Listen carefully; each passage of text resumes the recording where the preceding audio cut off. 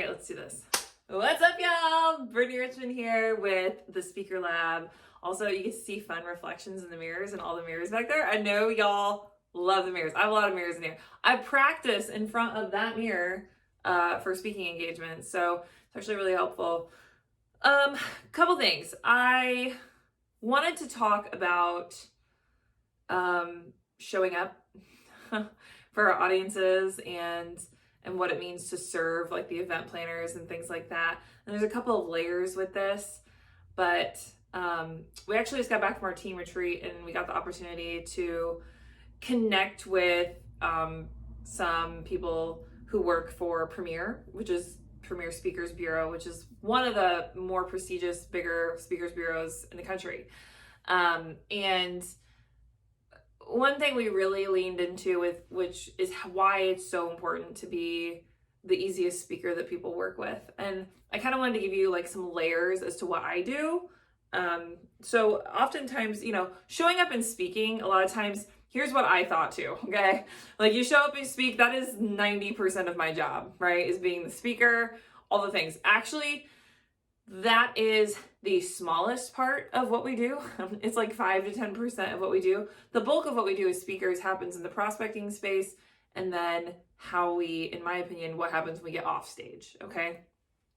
And before we get on. So when we're not on stage at events, this is a huge layered part of what we do. And by layered, I mean we're networking, we're building relationships, we're growing our own business, but at the same time, we're not just there to serve our audience, we're also there to serve the event planners and the event itself. So what I mean by that is typically when if I'm driving if it's under 4 hours, I typically drive to the event.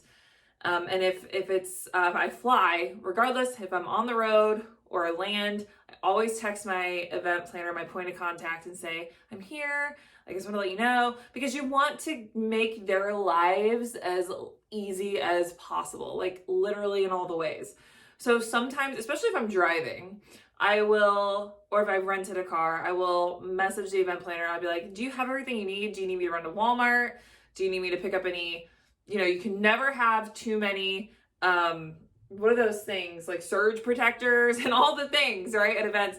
And they're always like, no, like what? Like they're so taken aback by the fact that I ask these things, but those are things that people remember, right? And I don't do it because I'm doing it to be remembered. I'm doing it because I'm trying to help the event.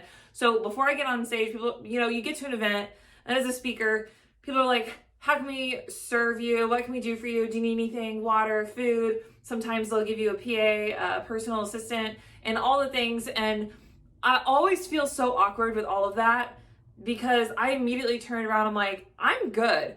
How can I serve you? Like, what do you need from me? Like, do you need a coffee? Do you need water? Do you need a break? Like, I can watch this, And they're just like, I don't know if other speakers do that, but I can tell you it serves me well. It also is just me, my personality, but it puts me in the right headspace to interact with my audience and everything, because at the end of the day, it's not about me. It's not about me. It's about the audience.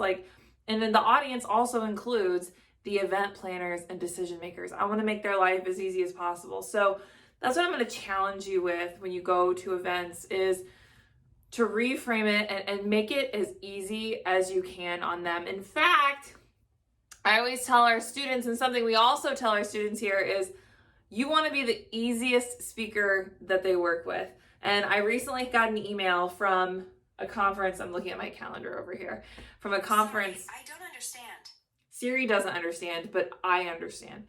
I recently got an email from a conference, and they were emailing me, and we had all this in the contract, but things had changed in terms of timing. It was for a school, when they got out, how they're transitioning from classes, and they were like, what's easier for you? Can you do it this way? And I literally messaged back. I was like, I'm going to do what is easiest for you and your school, because I am a guest. Like, I am just trying to fit in, to your schedule, not the other way around. I can make it work regardless. So y'all just tell me what's easier for you and your students and your staff, because bringing in a speaker to a school is automatically intrusive because you're interrupting the day.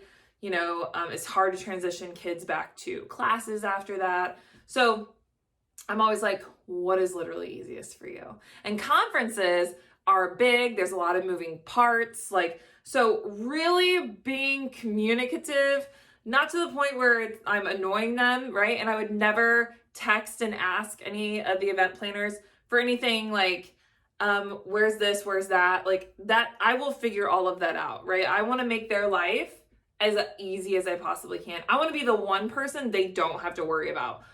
I've got this, right? And that's one of the things that also makes me a professional is I know what to do when my tech isn't working. I know what to do when this isn't working. I know that I need to work directly with the sound people, on sound check. I don't even ask my event planner any of that when I get to the event. I'm not like, what time is sound check? I will go directly to the sound people. I will go directly to anybody I need to communicate with and just be like, hi, my name is Brittany. Like, how can I serve you? Like, what do you need from me? And then, I always lead with that first. What can I do for you? And then typically they answer my own questions, right? When they'll be like, nothing, just show up for sound check at this time, da-da-da. So I'm not even asking when sound check is. They offer up that information. And if they don't, I do ask. But I always lead with serving the person first and how I can, make their life so much easier. So that's what I'm gonna challenge you with, is be the easiest speaker that people work with and connect with them on a personal level. We're all people, we're here to serve, and they're here to serve. So we should do it as a team. That's what I got for you. I'm super excited to see everything that you do in 2024. So keep me posted on all the things, and I'll see you back here next time for Sunday Short. Bye.